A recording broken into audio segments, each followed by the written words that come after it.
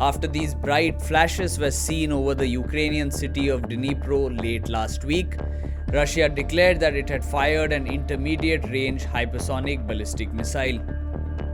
Ukraine now says these are the debris of the missile that Russia fired. The scorched and crumbled pieces were laid out at a facility which conducts weapons forensics, to which the select media outlets were given access. Investigators from Ukraine's security service say such objects haven't been documented before inside the country. For now, they are not saying more than what's already known. We can only say that this missile is ballistic, moved along a ballistic trajectory, which was only affected by aerodynamic resistance, and it damaged civilian infrastructure and infrastructure facilities in the city of Dnipro. Уламки – це залишки ракети, якою було завдано удар по місту Дніпру 21 листопада. These fragments are the remains of a missile that struck the city of Dnipro on November 21. A ballistic missile was launched at the city, most of its flight being on an uncontrolled ballistic trajectory, affected only by the aerodynamic drag. Of course, these are preliminary conclusions, but to be more specific, time is needed to thoroughly examine the missile remnants. Більш конкретно потрібен час на ретельне дослідження залишків ракети.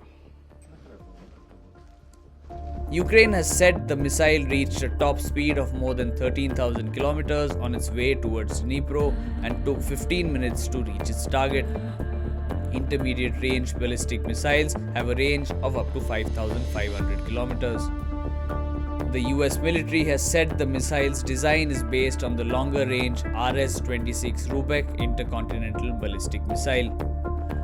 The new missile was experimental, and the US believes Russia is likely to possess only a handful of those.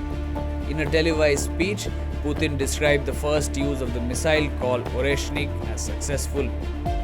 He said more such tests would follow, including in combat conditions. He also held out a warning.